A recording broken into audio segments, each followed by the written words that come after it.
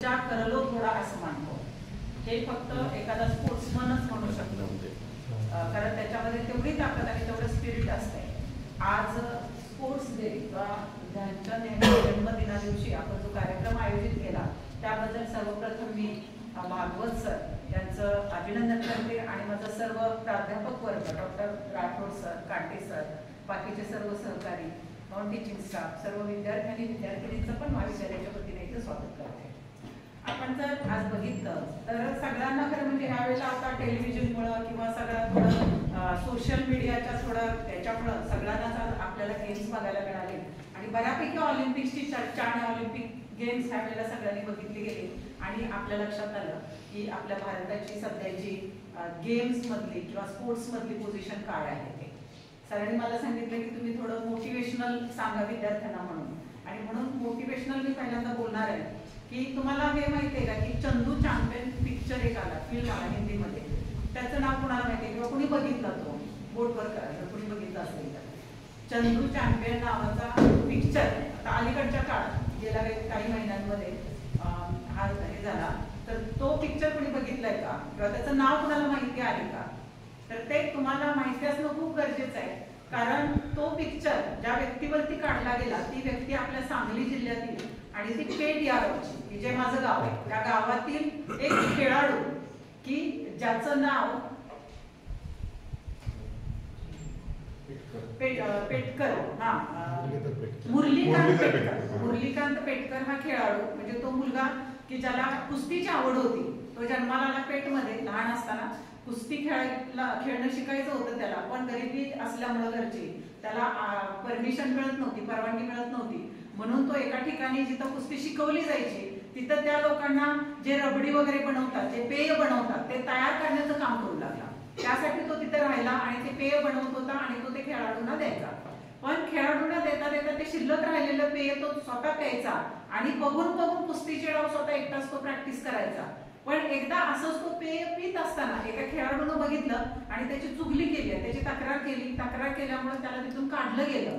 काढल्यानंतर त्याला स्वतःचा स्वाभिमान दुखावल्यासारखं वाटलं, त्याला ते अपमानकारक वाटलं आणि त्या दिवशी त्यांनी ठरवलं की जोपर्यंत मी स्वतःचं काहीतरी नाव कमवत नाही तोपर्यंत या गावात परत पाय ठेवणार नाही, असं त्याने प्रार्थना केली आणि तो गावातून निघून गेला. निघून गेल्यानंतर काय करावं ते कळत नव्हतं, म्हणून तो सैन्यामध्ये भरती झाला. सैन्यामध्ये भरती झाल्यामुळे त्याला काही गेमचं ट्रेनिंग मिळालं की जिथे त्याला काही गोष्टी शिकायला मिळाल्या. त्याचं प्रॅक्टिस करता करताच एक दिवस युद्ध सुरू झालं आणि ते युद्धामध्ये त्यांना 9 गोळ्या लागल्या. त्या 9 गोळ्या मधली एक गोळी त्यांच्या मणक्यामध्ये लागल्यामुळं त्यांचा मणका पूर्ण काम करायचा बंद झाला, त्यांची नोकरी गेली आणि ते पूर्ण व्हीलचेअरवरती आले. त्यांना चालता पण येईना आणि उभं पण राहता येईना. अशा परिस्थितीमध्ये त्या मुलानं स्विमिंग, कारण व्यायाम चांगला व्हावा आणि शरीर व्यवस्थित व्हावं यासाठी स्विमिंग करायला सुरुवात केली.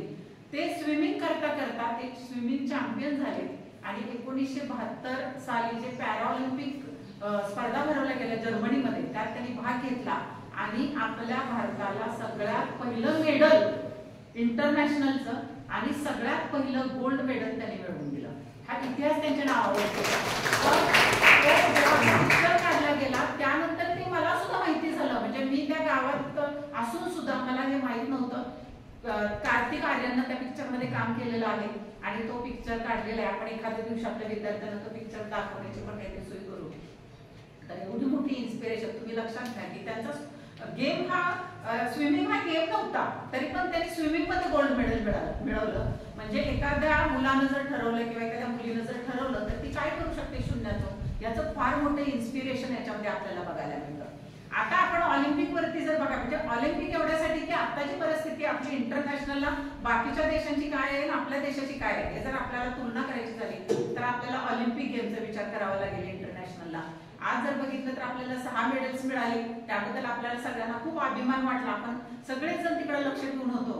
पण आज आपण बाकीच्या देशांचा जर विचार केला, नेदरलँड सारखे छोटे छोटे देश की जे आपल्या एखाद्या शहरा एवढे असतील त्यांचे मेडल्स आपल्यापेक्षा कितीतरी पटीने जास्त आहेत. मग आपल्याला एवढे मेडल्स आज सरांनी सांगितले की 500 पेक्षा जास्त मेडल स्टेट आणि नॅशनलच्या आपल्या छोट्या कॉलेजकडे असतील, तर तुम्ही विचार करा की अख्ख्या आपल्या स्टेट मधल्या इतर कॉलेजेसकडे किती असतील किंवा अख्ख्या आपल्या देशातल्या कॉलेजेसकडे किती मेडल्स असतील. याचा अर्थ की विद्यार्थी चांगले आहेत, मुलं चांगले आहेत, त्यांच्याकडे सगळी कॅपॅबिलिटी आहे, पण एवढं सगळं असताना आपल्या देशाचं इंटरनॅशनल लेवलला नाव का होत नाही किंवा आपण तिथं कमी का पडतो याचा जर आपण विचार करायचा झाला तर बरीच कारण आहेत त्याला. सगळ्यात मोठं कारण हे आहे की करप्शन आहे. करप्शनमुळे काय होते की आपण जर बघितलं तर जे असोसिएशन्स आहेत सगळ्या गेमचे, त्या प्रत्येक असोसिएशनचा चेअरमन हा कोणतरी राजकीय व्यक्ती आहे. त्यांचा खरं म्हणजे त्यांना त्यातलं काहीच माहिती नसते, काही कळत नाही. ते असोसिएशनचे अध्यक्ष आहेत आणि ते डिसिजन घेतात. मग ते काय घेणार आहे तुम्हीच इमॅजिन करा. फक्त मला वाटतं एक हॉकी हा जर गेम सोडला तर बाकीच्या सगळ्या गेमचे अध्यक्ष हे राजकीय लोक आहेत आणि पूर्ण प्रत्येक गोष्टीमध्ये राजकारण घेऊन जायचं, प्रत्येक गोष्टीमध्ये करप्शन करायचं, प्रत्येक गोष्टीमध्ये कुठेतरी काहीतरी पैसे खायची व्यवस्था करायची. ह्या सगळ्या सिस्टीममुळे आपला जो देश आहे तो अतिशय पाठीमागे राहिलेला आहे असं मला वाटतं. आता जेव्हा आपण आपला कंपॅरेटिव्ह आपण अभ्यास करतो त्यावेळी जर आपण चायनाची परिस्थिती बघितली तर चीनची आता बघा, चीनची जर अवस्था बघितली तर चीनचे जे मेडल्स आहेत ते एका ऑलिम्पिकचे नुसते गोल्ड्स जरी बघितले तरी आपले सगळे जेवढे आतापर्यंत ऑलिम्पिकचे मेडल्स असतील त्याच्यापेक्षा त्यांची संख्या जास्त आहे नुसत्या गोल्डची एका वेळच्या आहे. मग खरोखर म्हणजे चायना आपल्या मनामध्ये आपण जेव्हा अभ्यास करतो तेव्हा आपल्याला माहित नसतं की नेमकं चायना कशा पद्धतीने डेव्हलप झालेलं आहे. चायना काही पहिल्यापासून असं नाही. चायनाची परिस्थिती जर बघितली तर मला वाटतं 1952 साली त्यांनी त्यांचा पहिला प्लेअर प्रेझेंट केला ऑलिम्पिकला आणि तो पण एक प्लेअर गेला ऍथलेटिक्स मध्ये काहीतरी आणि तो पास झाला तिथे गेल्यानंतर. त्यांचं असं झालं सगळ्या जगामध्ये आणि त्यांच्या मनाला ते लागलं. त्यानंतरचे जे राज्यकर्ते त्यांच्याकडे अध्यक्षीय तुम्हाला माहितीये प्रेसिडेन्शियल पद्धत आहे राजकीय, आपल्यासारखं तिथं लोकशाही नाही. पण तरी सुद्धा त्यांनी मनात ठरवलं की आपल्या देशाचं नाव अशा पद्धतीने झालेलं त्यांना आवडलं नाही आणि तेव्हापासून त्यांनी प्लॅन करायला सुरुवात केली. मग त्यांनी काय केलं की पहिल्यांदा त्यांनी त्यांची टीम बनवली देशातली आणि ती टीम बाकीच्या देशांमध्ये पाठवले अभ्यास करायला की नेमकं त्यांचे नंबर काय येतात जास्त, त्यांची मुलं इंटरनॅशनलला सक्सेसफुल का होतात, त्याचा अभ्यास याच्यासाठी करा की त्यांना फॅसिलिटीज काय दिल्या जातात. त्यासाठी त्यांनी आपली टीम पाठवली. ती टीम अमेरिकेमध्ये गेली, इतर देशांमध्ये गेली ज्याचे चांगले मेडल्स मिळायचे जातात तिथं आणि त्यांनी बघितलं की ते फॅसिलिटीज काय देतात, त्या पद्धतीच्या फॅसिलिटीज त्यांनी त्यांच्या देशामध्ये सुरू केल्या. त्यांनी त्यांच्याकडे असं की 18-19 वर्षापर्यंत प्रत्येक मुलाला कंपल्सरी त्यांनी गेमचं ट्रेनिंग दिलं जातं, त्यांनी गेम्स खेळायचे हे त्यांनी नियमच केला परत आणि पूर्णपणे त्यांनी नंतर म्हणजे स्पोर्ट्सचे स्कूल्स काढले.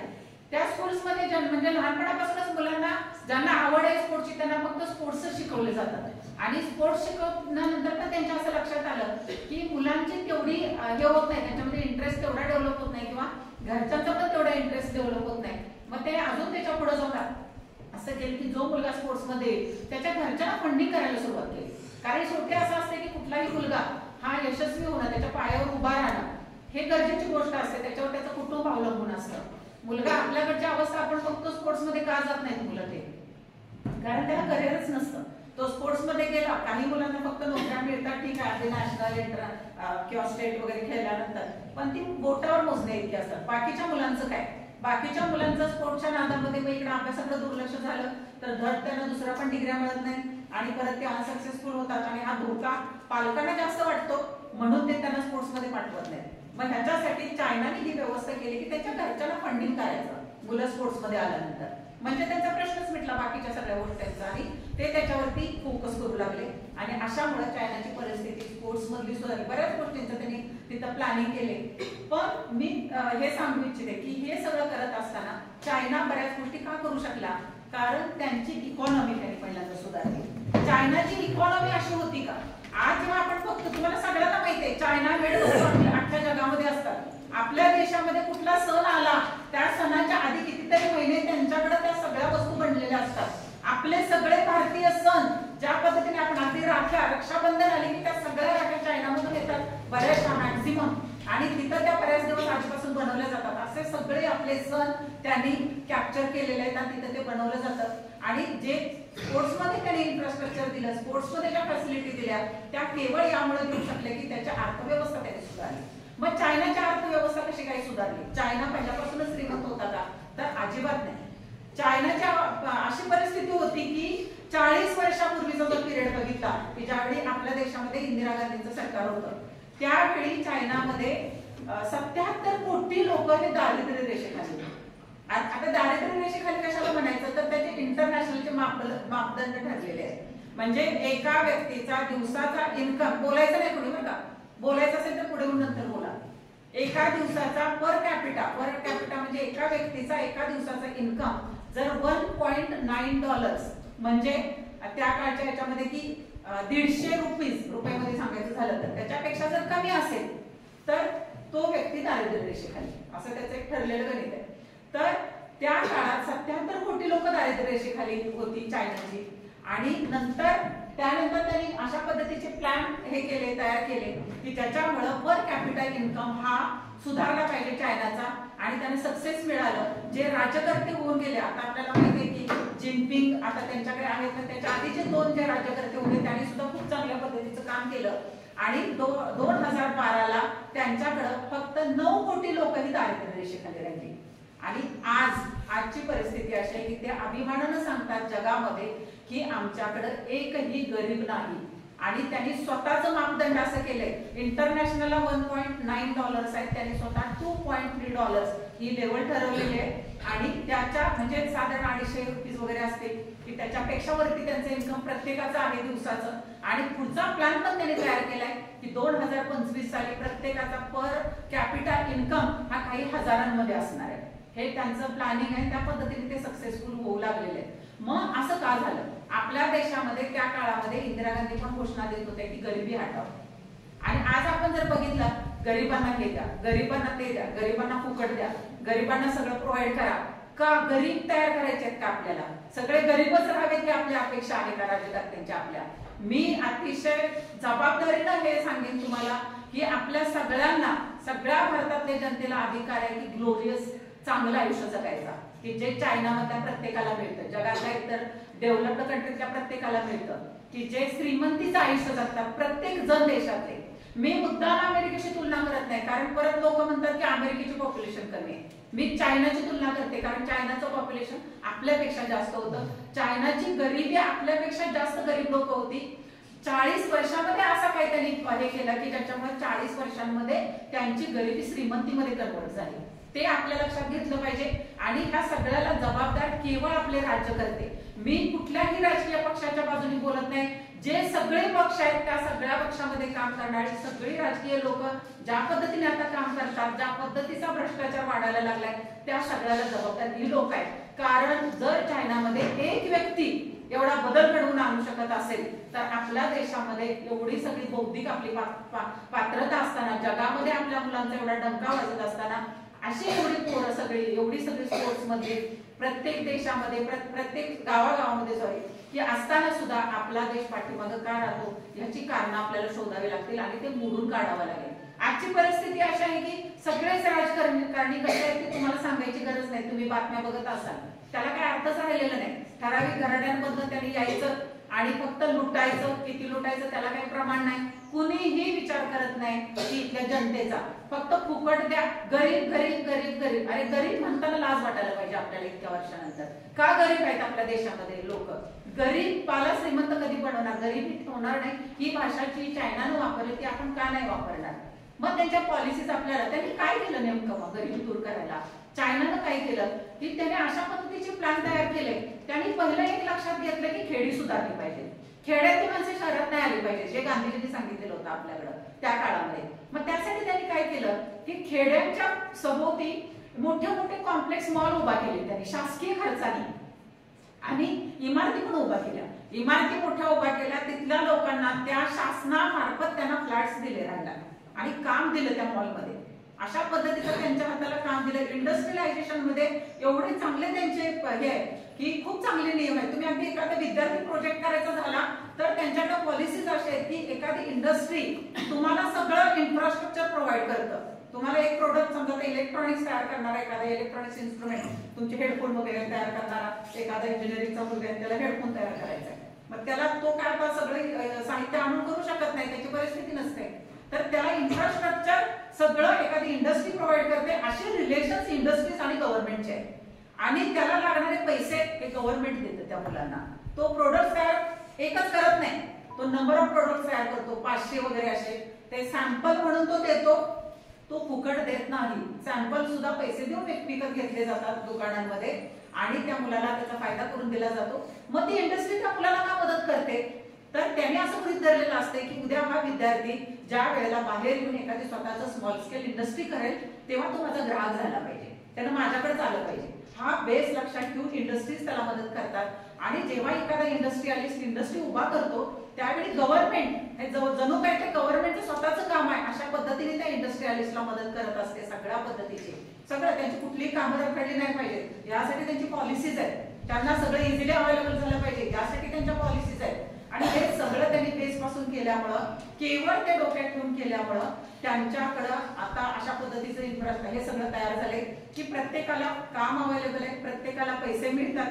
पहिल्यांदा त्यांनी ऍग्रिकल्चर वरती एक्सपेरिमेंट केले की त्यावेळेचा जो राज्यकर्ता 40 वर्षांपूर्वी सुरुवातीला त्यांनी जेव्हा सुरुवात केली तेव्हा पहिलं त्यांनी काय केलं की असं करूया की शेती सगळी गव्हर्नमेंटच्या ताब्यात घेतली त्यांनी आणि गव्हर्नमेंटच्या खर्चाने शेती करायला फक्त लावलं लोकांना आणि सगळा खर्च घातला. तुम्ही पिकवाने आमच्याकडे द्या एवढंच केलं. पण त्यांना असं लक्षात आलं की 15% तूट दिसली त्यांना, कारण लोक मग आपल्या जर त्यात आपल्याला त्याच्यातनं काही मिळत नाही तर मग लोक पाट्या टाकू लागली, त्यामुळे जास्त त्यांना उत्पन्न मिळालं नाही.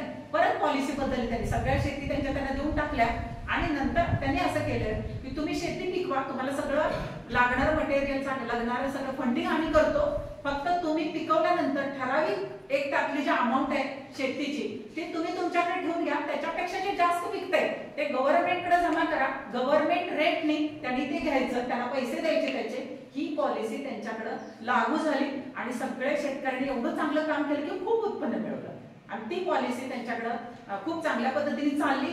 तीच त्यांनी परत इंडस्ट्रियलायझेशन मध्ये अप्लाय केली. त्यांनी काय केलं, इंडस्ट्रीजना असे नियम घालून दिले की इंडस्ट्रीजनी सुद्धा असं केलं की जे वर्कर्स त्यांच्याकडे काम करतात त्यांना ते काय करतात, इंडस्ट्री काय करते, ठराविक % इन्कम हा इंडस्ट्री घेते, त्याच्यावरचा जो पण इन्कम असतो तो सगळा त्यांच्या स्टेक होल्डर्सला वाटते. म्हणजे त्यांच्याकडे काम करणारे जे कामगार असतात त्यांना ते इन्सेंटिव्हच्या स्वरूपात देऊन टाकते आणि ह्यामुळे तिथे इंडस्ट्रियलायझेशन वाढलंय. असं नाही नुसतं की माझा देश आहे म्हणून मी सगळं करतो, प्रत्येकाचे सगळं कमर्शियल व्ह्यूनी त्याचा विचार करायला लागतो, प्रत्येक व्यक्तीचा त्याच्यामध्ये फायदा झाला पाहिजे अशा पद्धतीच्या पॉलिसीज तयार कराव्या लागतात. आणि त्यासाठी काय लागतं माहितीये का मुलांना, त्यासाठी राज्यकर्त्यांची बुद्धी त्या पद्धतीची लागते, त्यासाठी त्यांना बेसिक गोष्टी कळाव्या लागतात आणि त्यासाठी तुमच्यासारखं त्यांना कॉलेजमध्ये शाळेमध्ये जावं लागतं. आज तुम्ही बघा आपले लीडर्स काय शिकलेले आहेत ते, आज त्यांनी कुठून तरी आज माहिती मुक्त विद्यापीठात डिग्री घेतलेले आपले लीडर्स काही आहेत की ज्यांना मुक्त विद्यापीठामध्ये काही ठिकाणी तर तुम्ही येऊ नका आम्ही तुम्हाला सगळं डिग्री देतो म्हणणार आहे, मी बघितलेलं आहे, मला मी अगदी छातीटोपपणे सांगू शकते ते. अशा पद्धतीच्या जर डिग्र्या घेऊन किंवा असं शिक्षण घेऊन जर आलेली मुलं जर राजकारण करत असतील तर त्यांना इंटरनॅशनल लेवलचं नॉलेज असू शकत नाही. हे सगळ्यात मोठं कारण आहे. आज गरज अशी आहे की आपल्याला समाज आणि जे पण जेवढे पण आहेत ना ते कुठल्या ना कुठल्या ह्याच्यात अडकलेले आपल्याला लोक दिसतात. तर राजकारण करायला आज समाजाला एवढं जागृत होण्याची गरज आहे की आता समाजातच लोक पुढे आणली पाहिजे आणि अशी लोक बघितली पाहिजेत की ज्यांचा स्वतःचा पर्सनल स्वार्थ काय असला नाही पाहिजे आणि त्यांना समाजाची तळमळ असायला पाहिजे, प्रत्येक व्यक्तीची तळमळ असायला पाहिजे, त्यांच्यासाठी काम करण्याची इच्छाशक्ती पाहिजे. अशी लोकांनी उभा करून उठवून उभा केली पाहिजे, त्यांना निवडून दिलं पाहिजे. तुम्ही एक लक्षात ठेवा, हा सगळ्याची जर गुण कुठं असेल तर एक दिवस जेव्हा आपण इलेक्शनला जातो, मतदान द्यायला जातो, तिथंच सगळी चक्र फिरतायत, हे सगळं त्याच्या भोवती फिरतंय, हे मुलांना लक्षात घ्या, ते खूप इम्पॉर्टंट आहे, त्याच्यावरती सगळं डिपेंड आहे. म्हणून ते खूप सिरियसली आपण घ्यायला पाहिजे, त्याच्यावरती वर्क करण्याच्या भारताला गरज आहे. तुम्ही लक्षात घ्या आपला भारताचा इतिहास काय होता ते. आज आपल्या भारतामध्ये असं होतं का, आज तुम्हाला मी सांगते की चायनामध्ये जर काही उद्योग करणारे लोक चायनामध्ये होलसेली माल घ्यायला जातात, चायना चांगला आहे, चायना इंडियाच्या लोकांना रिस्पेक्ट करतं. पण काही देश असे आहेत, कोरिया आणि कुठला एक देश आहे त्याच्यामध्ये ते हाँगकाँग वगैरे तिथं बोर्ड लावलेले इंडियन्स आर नॉट अलाउड म्हणून. कशामुळे, फक्त केवळ आपण प्रामाणिकपणा सोडलेला आहे. समाजानं का सोडलाय, कारण राज्यकर्त्यांनी सोडलेला आहे, लीडर्सनी सोडलेला आहे आणि कुठल्या संस्कृतीकडे आपण निघालो की जी आपली संस्कृती नाही. चायनामध्ये कुठल्याही धर्माचं वगैरे अवडंबर माजवलं जात नाही. त्यांनी जे मॉडेल्स तयार केले त्याला चायना मॉडेल असं नाव दिलेलं आहे. आज आपल्याला सुद्धा इंडियन मॉडेल्स, ते भारत का इंडियन वगैरे काही त्याला अर्थ नाही, शून्य किंमत त्याला इंडिया म्हणायचं का भारत म्हणायचं. इंडियन मॉडेलच इंटरनॅशनल लेवलला आपल्याला तयार करायची गरज आहे की जे सगळं जे बघा, जे राज्यकर्ते जातीपाती बघत बसतात ना ते कधीच कुठल्याही समृद्धीचा विचार नाही करू शकत. त्यामुळे त्या सगळ्याच्या पलीकडे जाऊन प्रत्येक व्यक्तीचा समाजातला जो विचार करेल, प्रत्येक व्यक्ती तर इथं एकही गरीब राहणार नाही माझ्या देशामध्ये. प्रत्येक व्यक्ती हा समृद्ध होईल असा जो लीडर विचार करेल, जातीपातीच्या पलीकडे जाऊन त्या लोकांना आज निवडून देण्याची गरज आहे, त्यांच्या हातात आज सत्ता देण्याची गरज आहे. नाहीतर आपला देश हा असाच राहणार. आज तुम्हाला इंडियन संस्कृती आता अगदी स्पोर्ट्सचं जर बघितलं सुद्धा त्याला सुद्धा एक इतिहास आहे आपल्याला. आपल्या इतिहासामध्ये आपले भारतीय स्पोर्ट्स आहेत काय काय की जे भारतामध्ये ओरिजिनल खूप वर्ष खेळले गेलेले, जसं चेस आहे, आपण ते आर्चरी म्हणजे हे नेमबाजी वगैरे आपल्या भारतातले गेम्स आहेत. असे कितीतरी गेम्स आहेत. तुम्हाला ते मल्लखांब वगैरे पूर्वीच्या राजांच्या काळामध्ये तलवारबाजी किंवा हे चालायचं त्याची म्हणजे त्याच्या स्पर्धा पण भरवल्या जायच्या.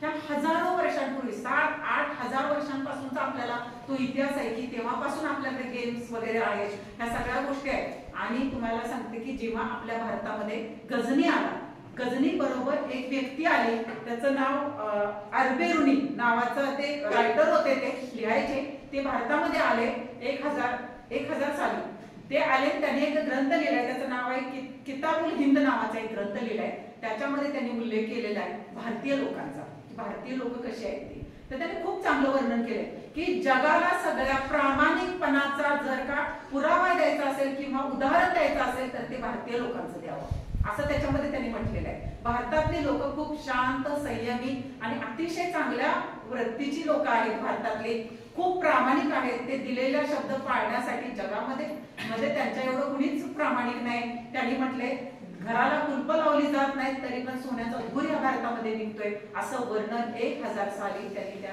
ग्रंथामध्ये केलेलं आहे. मग असं आता काय झालं एवढं. तुम्हाला अजून दुसरं सांगायचं म्हणजे अविनाश धर्माधिकारी ते चाणक्य मंडळ काहीतरी ते चालवतात पुण्यामध्ये, त्यांच्या एका पुस्तकामध्ये त्यांनी लिहिलेलं आहे की आपल्या पूर्वीच्या ग्रंथांमध्ये उल्लेख असा आहे की तुम्हाला माहितीये रामाचं तर तुम्हाला राम माहितीये, राम हा राजा होता आणि रामाचे वंशज हे रघुराजा हा त्यांचा पूर्वीचा पूर्वज होता की जातात रघुवंशी म्हणतात रामाला, हे तुम्हाला माहिती असेल. तर रघुराजा हा ज्यावेळी राजा होता त्या काळातली एक गोष्ट की त्याच्यावरनं तुम्हाला आपली भारताची संस्कृती कशी होती ती कळेल की कशी लोक होती त्या काळातली. रघुराजा ज्यावेळी राज्य करत होता तेव्हा त्या राजामध्ये एक मुलगा होता जो वेश्येचा मुलगा होता. आता तुम्हाला माहितीये त्या काळामध्ये जे शिक्षण दिलं जायचं ते राजपुत्रांना जास्त करून दिलं जायचं, सर्वसामान्य लोकांना दिलं जात नव्हतं काही वेळेला.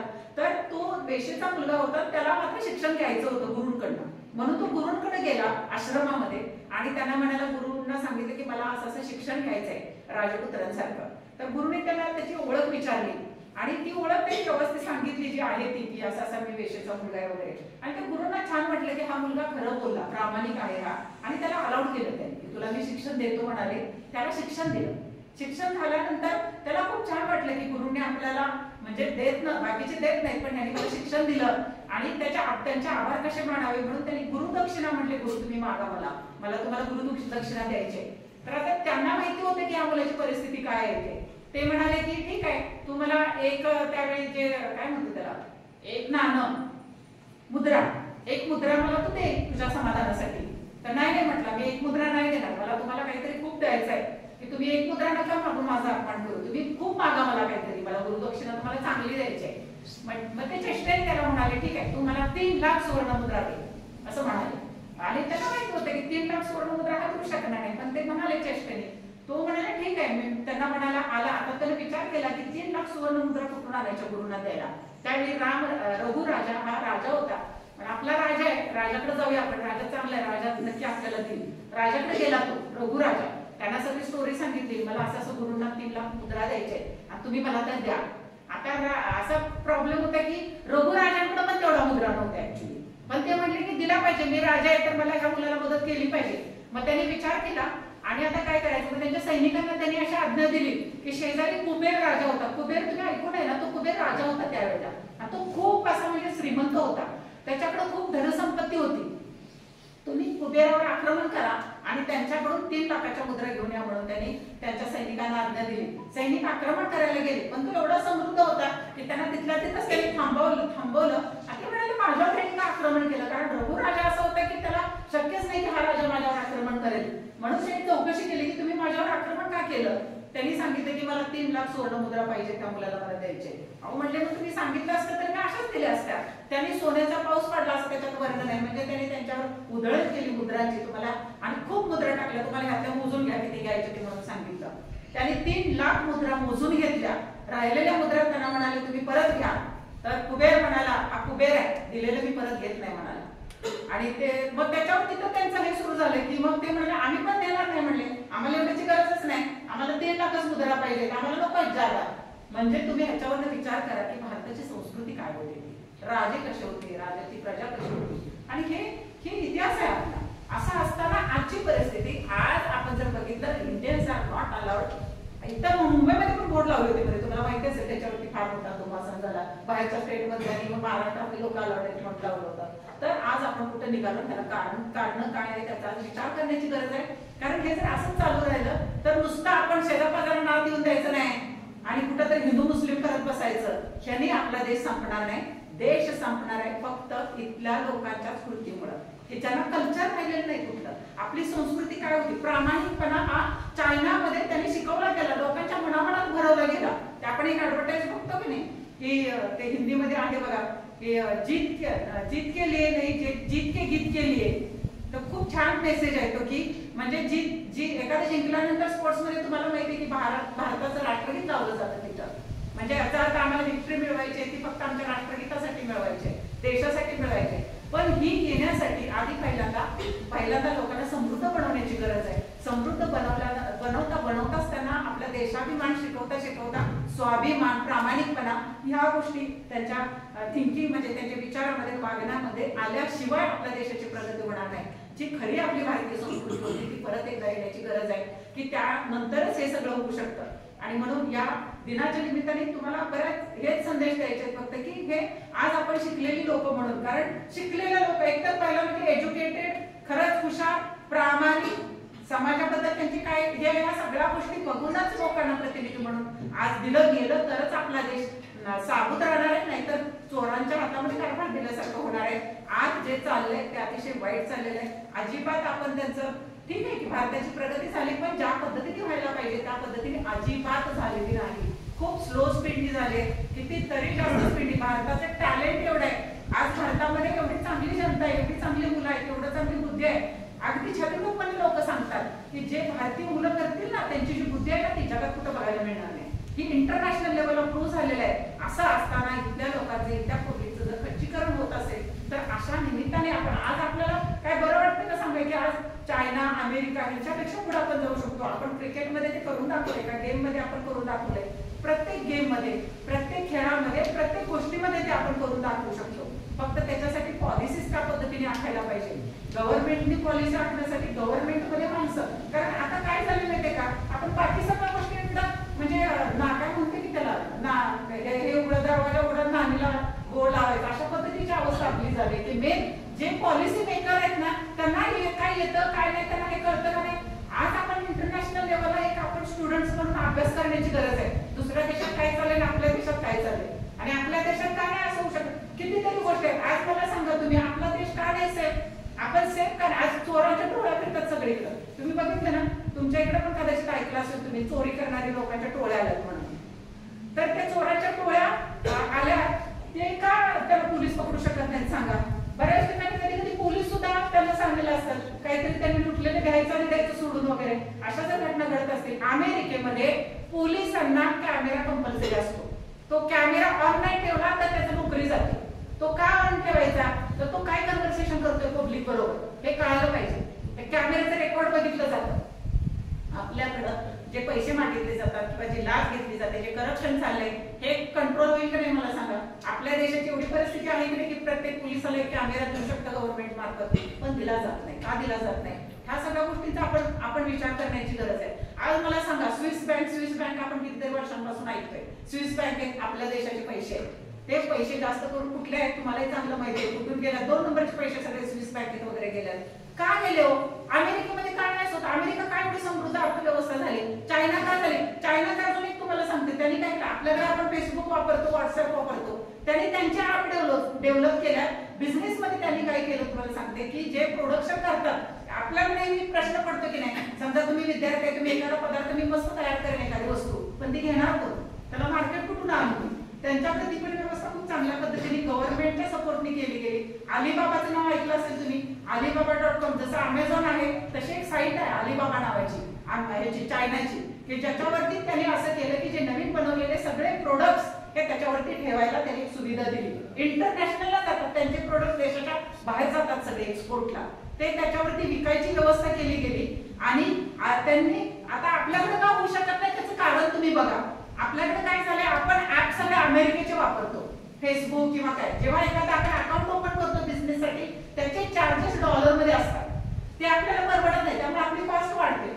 ते त्यांनी चायनाने स्वतः डेव्हलप केल्यामुळे आपला ब्रेन अमेरिकेत जाऊन काम करतोय. 30% तिथली लोक आपली इंडियन आहेत. आपला ब्रेन आपल्याकडे थांबेला झालंय या राजकारणामुळे, राजकारणामुळे. तर हे थांबलं पाहिजे कुठंतरी. आपले ऍप त्यांनी डेव्हलप केले की ज्याचा चार्ज त्यांना लागत नाही, म्हणून कुणीही सर्वसामान्य मुलगा तिथं उद्योग करू शकतो, प्रोडक्शन करू शकतो आणि त्याचा प्रॉफिट कमावू शकतो. तर ह्या गोष्टी आपल्या देशामध्ये का होऊ शकत नाही, तर त्या पॉलिसीज नाही म्हणून होत नाही. त्या पॉलिसीज करण्यासाठी ह्या गोष्टींचा विचार करण्याची खूप गोष्टी आहेत की त्याने ज्या पद्धतीच्या पॉलिसीज तयार केल्या ते आपल्याला शिकण्याची गरज आहे, की ज्या आपल्याला होऊ शकतात पण आपल्याकडे केल्या जात नाही. आपल्याकडे पैसे तुम्ही बघितलं ना, नको त्या गोष्टींसाठी खर्च केले जातात. तो आज फार म्हणजे आपल्या स्वतःलाच इंटरनॅशनलला लाज वाटण्यासारखी गोष्ट आहे की आपलं संसद भवन कळत आहे. ज्या रामाच्या नावाने राजकारण केलं गेलं ते राम मंदिर कळतंय, आता बनलेले एका वर्षाच्या. काल तर शिवाजी महाराजांचा पुतळा पडला. इंग्रजांच्या काळात केलेली कामं अजून तशीच्या तशी आहे. पूर्वीच्या काळात बांधलेले तुम्ही बघा कितीतरी. आपण आपलं वास्तू आहे जिथं आपण भेट द्यायला जातो, ताजमहाला सारख्या गोष्टी आहेत. गेटवे ऑफ इंडिया इंग्रजांच्या काळात उभा केलेला आहे. ह्या सगळ्या गोष्टी जशा तशा आहेत, पण एका वर्षाच्या आत पुतळा उभा केलेला आहे. एक समृद्धी महामार्गावरती भेगा पडलेल्या आहेत. अशा कितीतरी गोष्टी सांगता येतील तुम्ही. म्हणजे आपलं काय झालं माहिती का, हे सगळं आपण जबाबदार आहोत त्याला. आणि आपण यासाठी जबाबदार आहोत की आपण त्याच्यावर जातच नाही, मुळाशी आपण विचारच करत नाही. आपण इव्हन मतदानाचा आपल्याला अधिकार असताना आपण तो मिळवतो का नाही, आपण आहे का आपलं मतदार यादीत नाव, हे सुद्धा आपण बघत नाही. आणि मतदान तर त्याच्या दिवशी देतात नाही देतात ते पण काय माहिती आहे. दिलं तरी कुठंतरी जाऊन विचार पण आपण करत नाही नेमकं आपण काय करतोय, की ज्याच्यामुळं आज आपण कसं जगायचं ते ज्याच्यावरती डिपेंड आहे त्याचा आपण विचार करत नाही. म्हणून ते जबाबदार नाही तर आपण सगळे जबाबदार आहोत. तर आणि माझा विश्वास आहे, तुम्ही म्हणाल की आम्ही एकच काय करू, माझ्या एकट्याच्या मताने काय होणार आहे. तुम्ही लक्षात घ्या, एक व्यक्ती खूप काय करू शकते. ते चायनामध्ये एकेका राष्ट्राध्यक्षांनी करून दाखवलेलं आहे. सुरुवात प्रत्येकाच जर म्हणतो मी काय करू एकटा, प्रत्येकाने स्वतःपासून जर सुरुवात केली तर या गोष्टी पॉसिबल आहेत.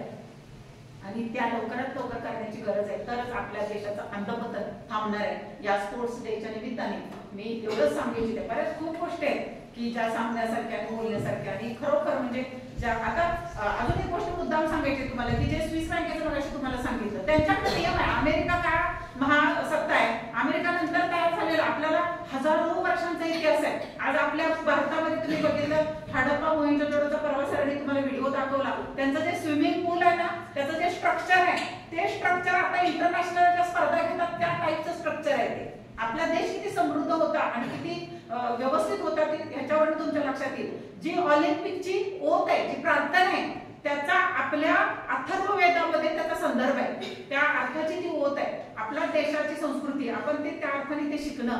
आणि नेमकं आपण जर पूर्वीच्या काळात हजारो वर्षापूर्वी आपण एवढं डेव्हलप्ड होतो तर आपण आता कुठं निघालो. आता आपल्याला अशा पद्धतीचं बनवायचं प्लॅनिंग चाललंय. लक्षात घ्या की तुम्हाला सगळं घरात फुकट दिलं जायला पाहिजे.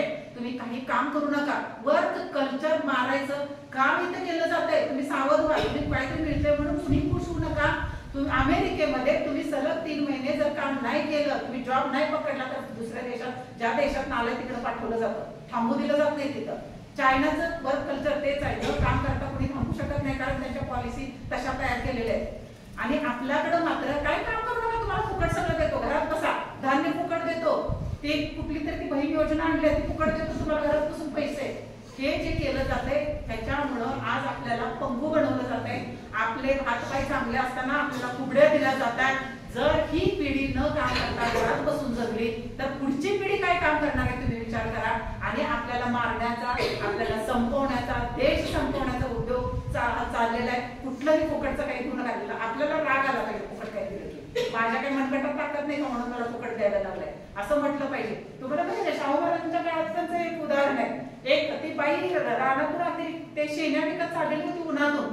शाहू महाराज निघाले ते रस्त्याला, त्यांना दिसलं त्या बिचारीची दया आली म्हणून ते म्हणाले की तिची ती शेणं सगळे विकत घे. त्याच्या याला सांगितलं असिस्टंटला, तिला काय पैसे होते ते दे. त्याने नोट काढून दिली, तिचे काहीतरी कमी होत होते पैसे आणि त्याने सगळी नोट दिली. ती म्हणाली माझ्याकडे सुट्टे आहेत पैसे. ते म्हणाले सगळेच ठेव. त्या बाईने शिव्या घातल्या.